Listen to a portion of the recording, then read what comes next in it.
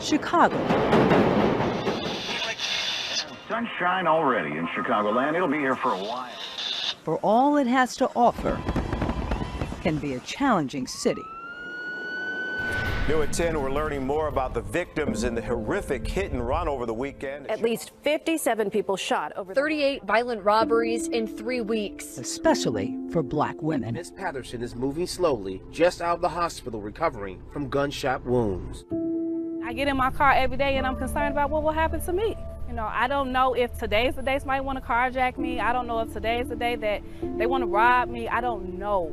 And that's scary about being in Chicago and being a Black woman because we are not protected. Consider a mundane trip to the gas station. In 2022, 66 Black women were carjacked or robbed at the pump. I was filling up my gas for the week. It was over the weekend. I was filling up my gas for the week, for the work week. Sierra Jameson was one of them. I had a young gentleman come up to me and asked me, did I smoke? I said, no, sir, I do not smoke. She wasn't driving this car. She was driving her prized 2018 black Jeep Wrangler. That's what the man wanted. He was like literally coming right here. Bitch, give me your keys. Even though he had a kitchen knife, this single mother and aspiring nurse with a 6-year-old son with autism said no. What made me say no? Because I observed him. I could tell that he wasn't really, I could tell that he really didn't know what he was doing because he was flinchy, he was nervous. She also saw 2 other women nearby who had her back and a bat. So I'm doing this. I said, give me your bat, give me your bat. So he did me like this. He let go, then he ran. Jameson was naturally relieved, but then she got angry. It was a few men here after the incident saying that this young man was standing here the whole day. But he didn't attack anyone until she came along. I'm not sure because I'm a young Black woman, he wasn't targeting me. I know he didn't target the man that came up and through here. I guess he feel like I was gonna be vulnerable, be like, oh, get the key, but no, he got the wrong female. If Black women feel like they're targets of crime, they have good reasons. Look at the stats. Simply going through their daily lives makes them vulnerable. Last year at grocery stores, 277 Black women were preyed on by criminals.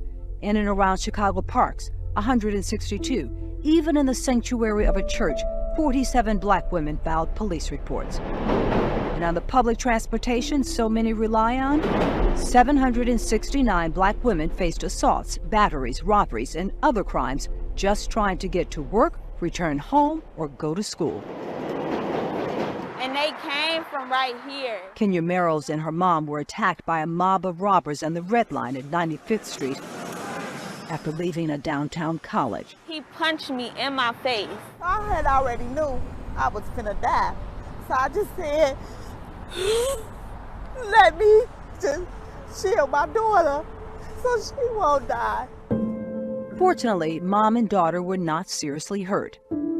We can't say the same for Nia Williams, out for a late night snack. I feel like I had a life-changing moment that's forever gonna stick with me, simply because I went to go get something to eat. A couple of gyros at Maggie's, that's all she wanted.